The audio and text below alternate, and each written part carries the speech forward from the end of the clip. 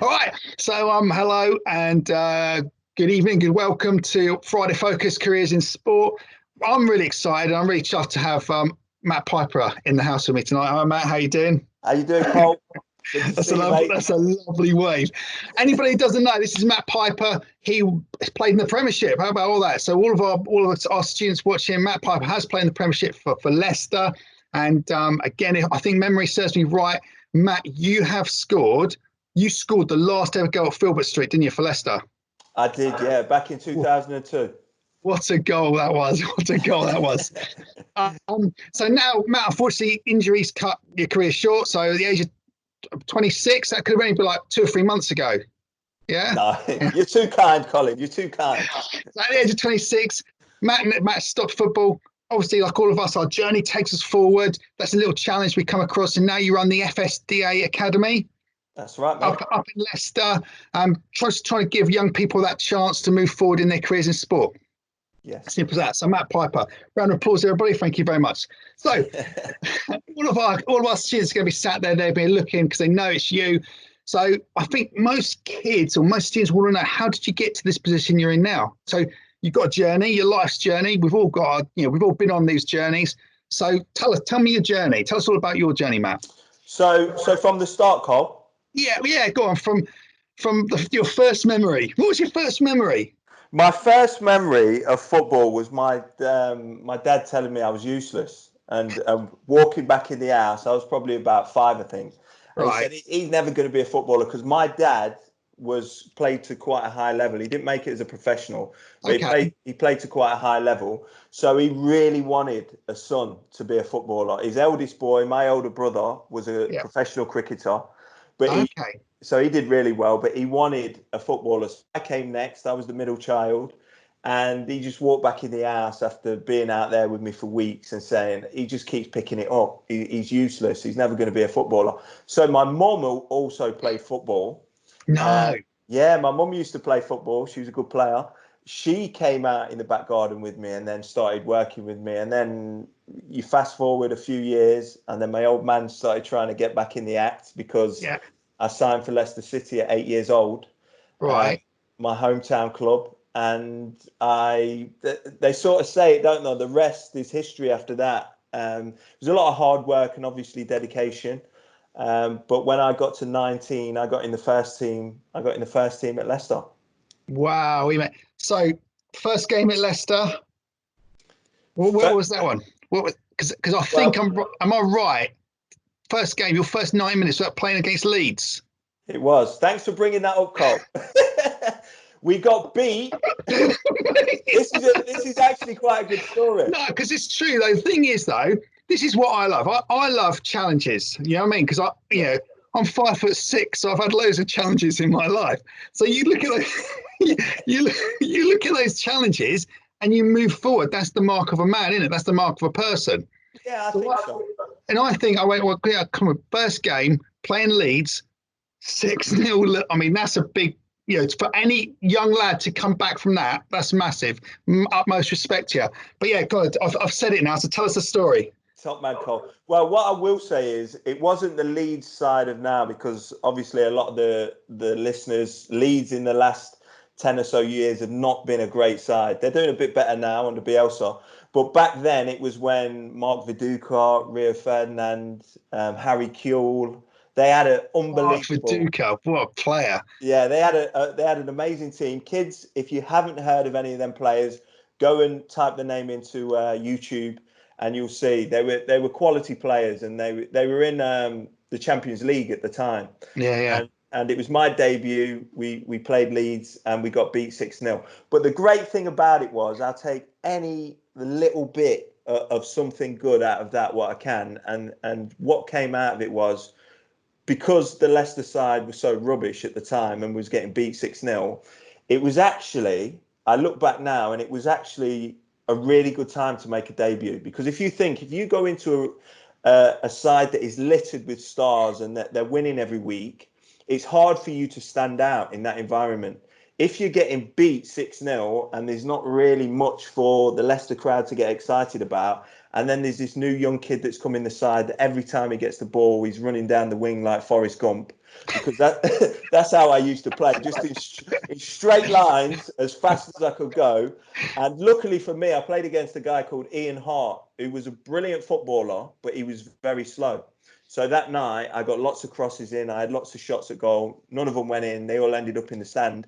But I got Leicester's man of the match. So for me, on a personal note, it was a really good debut. Good for you. That's amazing. And that just shows it, doesn't it? That just shows that those challenges and those things, you can sit there and be despondent, or you can take something from it. And that, again, taking stuff from it like that is amazing, mate. Absolutely amazing. You said something that reminded me. So you said about you get the ball like Forrest Gump and just run down the wing, but you're getting the cross in. I love that. Yeah. So that takes me to one thing. Messi or Ronaldo, which one? My kids would kill me for the answer that I'm about to give, but I would always say Lionel Messi is without doubt. Listen, I really respect Ronaldo. He's the second best player probably of all time. Yeah. That's how good I think those two are. But Lionel Messi is the most naturally gifted footballer I have ever seen in my life. Yeah. I've watched videos. I've liked Zidane. The old Ronaldo was a wonderful footballer. Ronaldinho, Rivaldo. There's so many. Obviously, Maradona. There's great players, but I think Lionel Messi is number one. I agree with you. Absolutely agree with you. Because you made me laugh when you said about running down the wing. Because when Ronaldo first come to United, that was my thing with him. I say he's great. Can run the ball, he can do 1,000 step overs, but he likes to run down the wing, and then he goes, now what am I going to do? Messi will pick the ball up and just go, I'm just going to do that. He just gets on and does it. Perfect. But what I will say is, Cole, the reason why I respect Ronaldo so much is because, as I've said, I think Messi is the most naturally gifted footballer, but I think Ronaldo is the hardest worker. Yeah, 100%. I think he works on his body, he's worked on his game over the years. He is a born winner. He wants to win all the time, and that's why he demands so much from his teammates around him.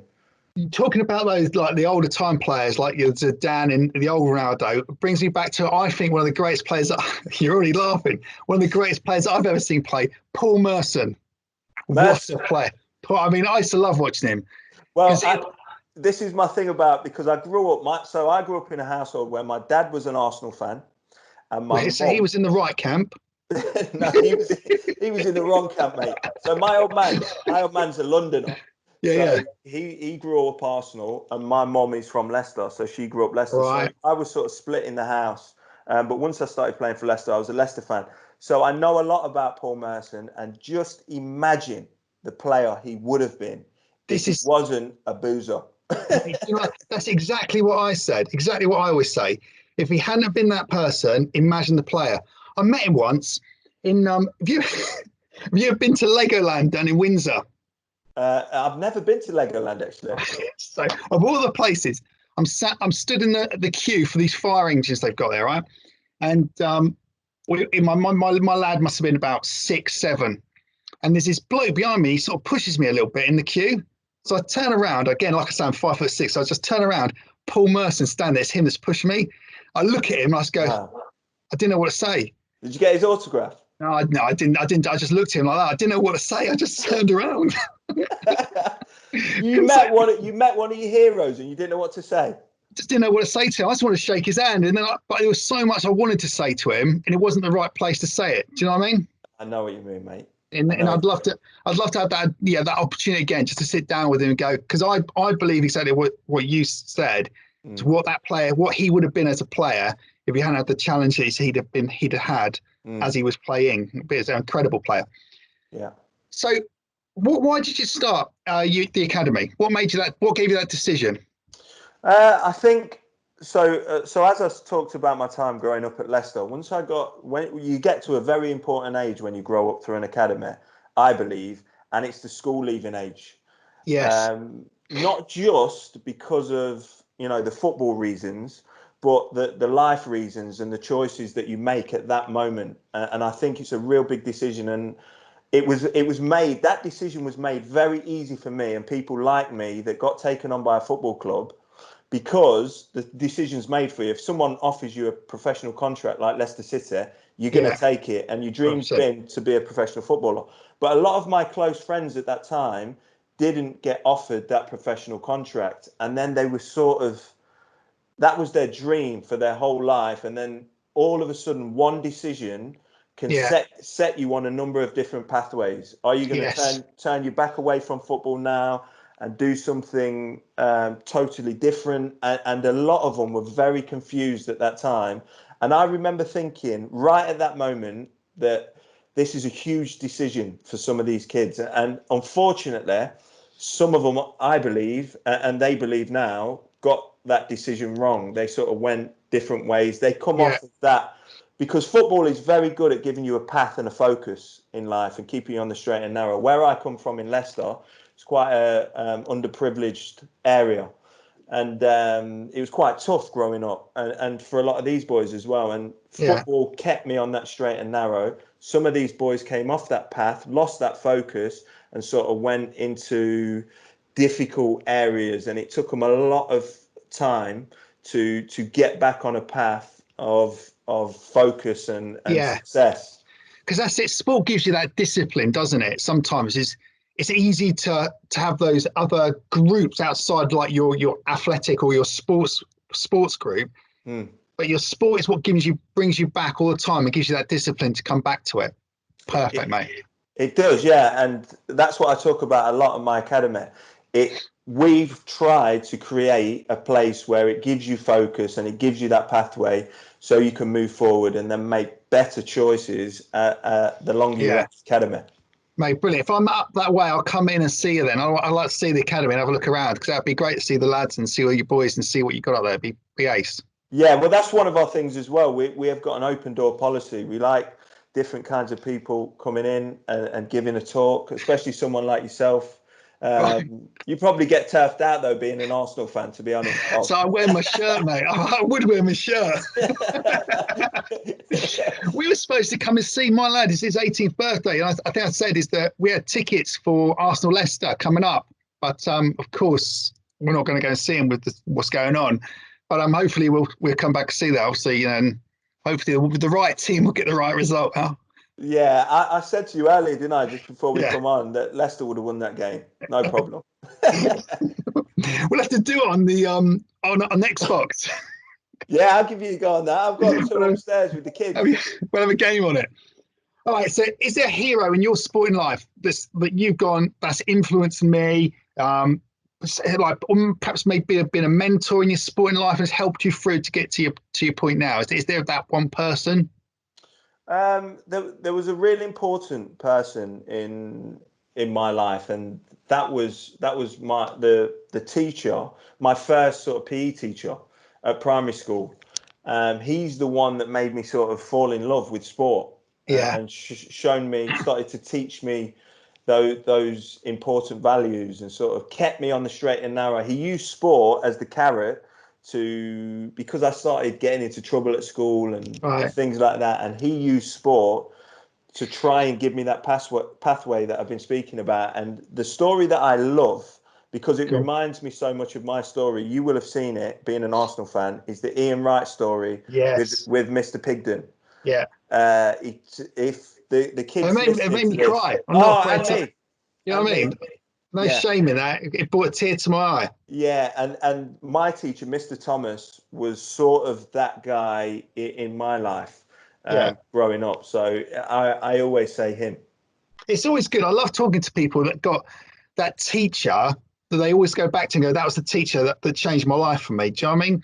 Because for somebody, for yourself coming from sport, for myself coming as a teacher, is that's the teacher I've always tried to emulate to be. So I look back, I'll give him a shout out because I'll put this up on my Facebook. So Mr. Whittock and Mr. Tamplin, thank you very much. The history teachers that I had, absolutely, they helped me out 1,000%. It got me to the place I am. They really did.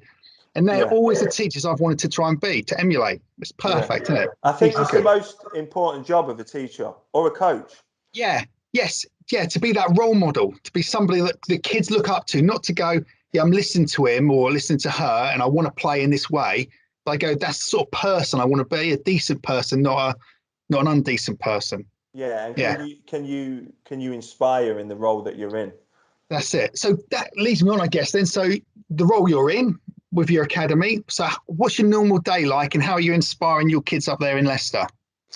Basically, ours is probably slightly different to some of the other academies. I know some of the other academies do great stuff, but as we've been speaking, you can see a lot of the importance to me with the FSD Academy is more the life skills.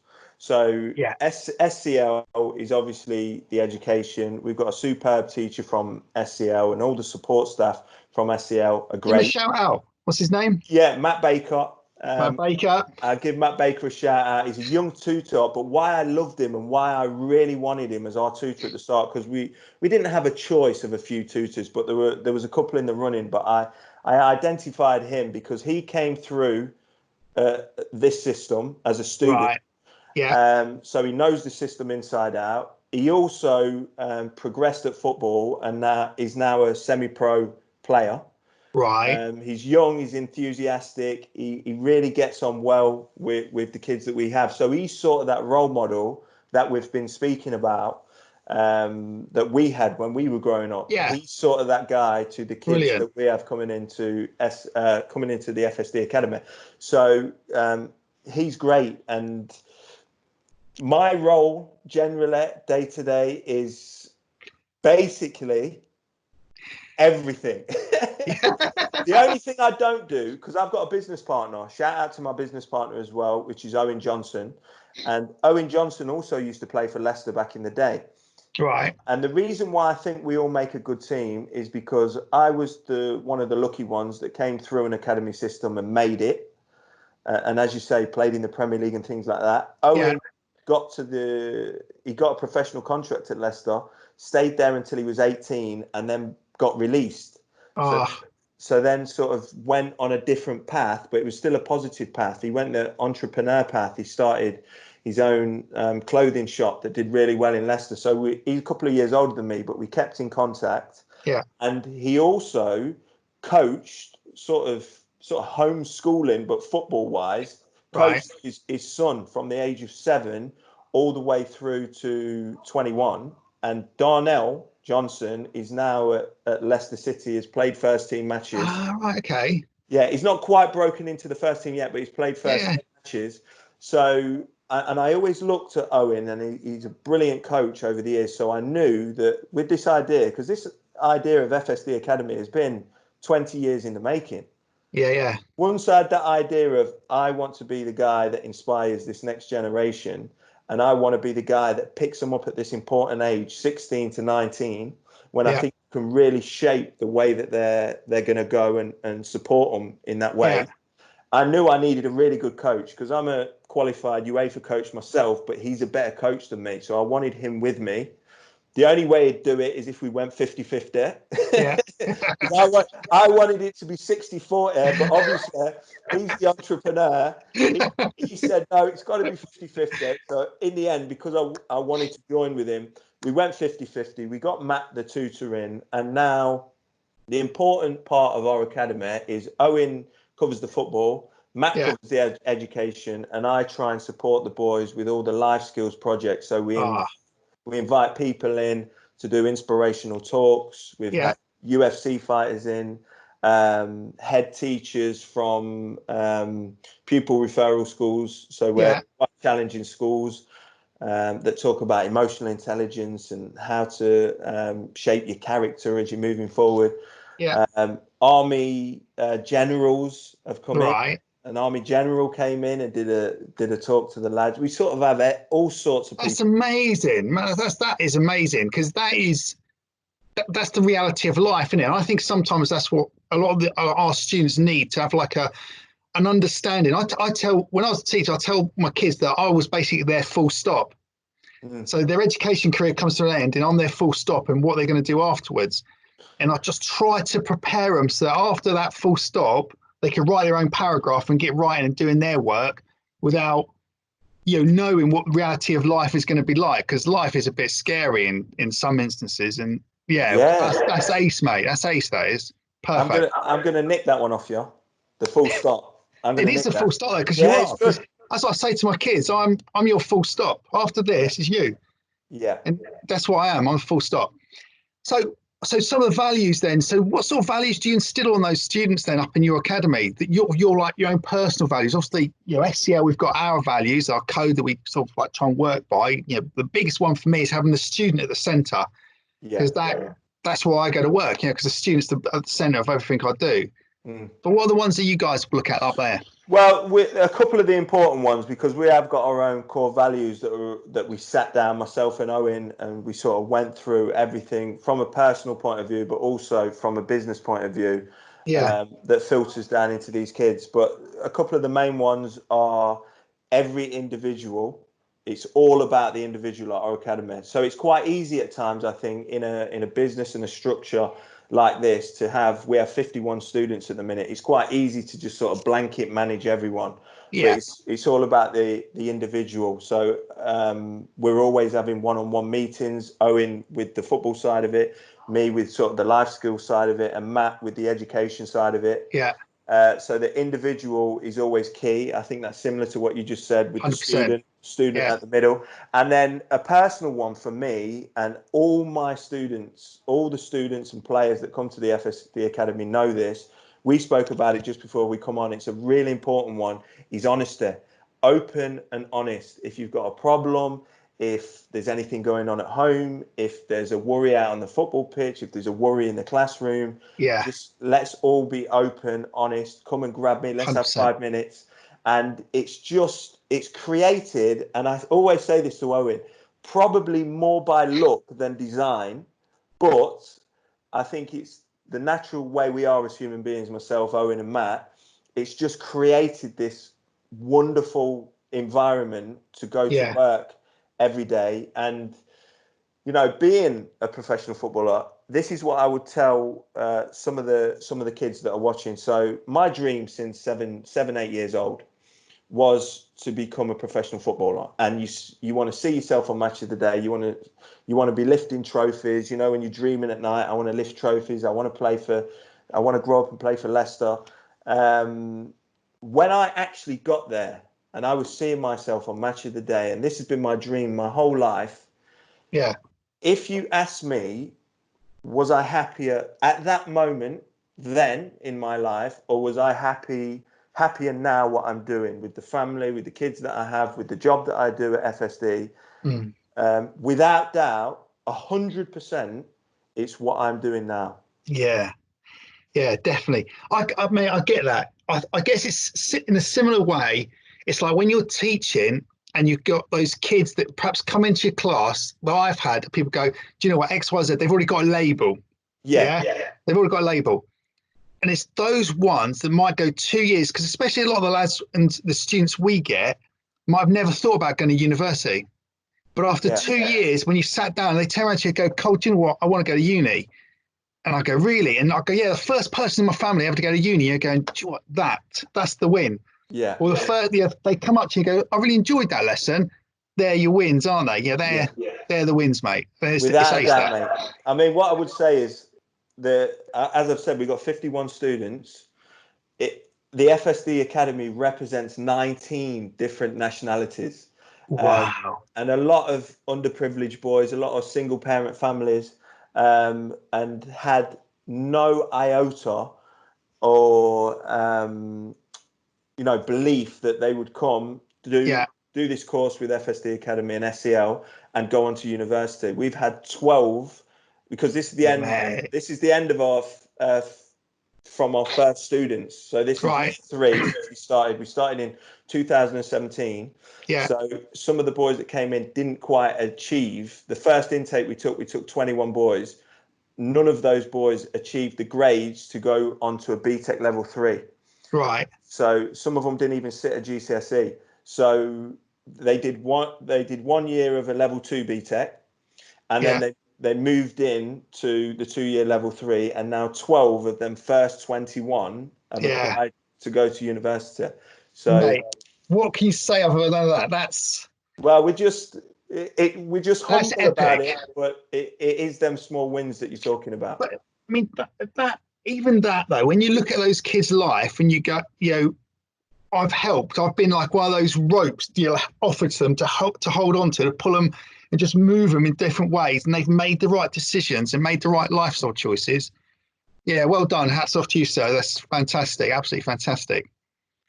So it's yeah, absolutely fantastic that. So listen, we're all at home on lockdown. I mean, Blue got the city on lockdown just driving around their lowride, but we got the city on lockdown with Corona. So fitness tips. Give us a fitness tip. One fitness tip from yourself, sir, just to let us know how can these lads and these girls keep fit whilst they're waiting to get back to playing. Well, what I would say is that I train every day, even Saturdays and Sundays, but I only do 25 minutes, half an hour, and I do it as soon as I get up in the morning. Okay. I think it sets you up for the day, and fitness has always been a big part of my life, obviously being a footballer, but then sort of after football, you said it earlier, when my career finished early at 26, I went through 2 or 3 years of not keeping fitness a part of my life, not keeping a routine, turning my back on football, didn't used to like watching matches, didn't used to like talking about it. And life went in a very different way to me because my focus and my pathway had gone. Yeah. And it was, what helped me bring it all back around was starting to introduce fitness again. And I do it first thing in the morning. I do it every day. I only do 20, 25 minutes, but it sets me up nicely for the rest of the day. And I always use fitness. It's not so much the power of fitness of what it makes you look like and aesthetically what you look like. I don't do fitness for that. I do fitness for my mind. Yeah, definitely. If you're using fitness in that way, it is so good at keeping you on a good mental pathway as well. 100%. I mean, I do a lot of running, a lot of riding my bike, and I say to people that's my time where I kind of, it's almost like my brain heals itself. Because I go out for a run and my brain just solves the problems, thoughts come into my head and I solve them and work on. Perfect. So I've got one more question that we're supposed to have, but I've got one more thing just for me that we do. Tell me about scoring the goal against Tottenham. Tell me all about it. What was it like? Tell me. Well, relive that moment for me. I will do. It's it's not a funny story, but it's probably a story that's, a little different to most. So I got into the team with 17 games to go of the season, and it pretty much looked like we were going to get relegated that season. And I played in the Premier League on £375 a week because I played in the Premier League on my old sort of first pro contract I ever signed. No. When I left school, I signed a 3-year contract. 100 quid a week, 200 quid a week, £375 a week for the last year of it. So I broke into the team in the last year of that contract. But my first 10 games, I was playing against Man U, Arsenal. Yeah. I played against everyone, sort of the top teams, Chelsea, and I did really well. And my contract was coming to an end, and certain teams showed an interest. Newcastle, Sunderland, Southampton wanted to buy me. So I wanted to stay at Leicester. So I went into contract negotiations with my dad because I didn't have an agent. Right. And Dave Bassett was the manager. And Dave Bassett used to be old Wimbledon manager. He was proper old school manager. And I went in the office 3 days before that Tottenham game, and he said, "Yeah, you've done well, but don't be asking for no more money because you've not even scored a Premier League goal yet." So I went into that game not trying to be the last Filbert Street or anything like that. I went into that last game thinking, I'm going to prove Mr. Bassett wrong, and I'm going to score a Premier League goal for the end of the season. And then 72 minutes in of that game, we was already relegated by then, but it was 1-1. Teddy Sheringham had scored for Tottenham. The ball just came over. It's on YouTube, actually. I dived and just headed it, and it went in the top corner right in front of the Kop, and it was the best feeling ever. Well, man, that must be an amazing feeling. Absolutely amazing. Thank you for sharing that with me, because that's made it for me. Right? That's made it, mate. That's made it. So then, it's difficult times. It's strange times that we're living in. I'm really like, I'm hoping this is going to give those, give all those students that are going to watch this, and if people can watch it, can actually have a laugh about it, because hopefully we've messed about enough and had a bit of a giggle so that people will have a laugh with us. inspirational message. If there's one thing that you can say there's your inspirational message, try and help all of the students across SCL, across your academy through these times, what could that inspirational message be? What can you give us? Well, through these times, what I talk about a lot is, keeping a good mental state.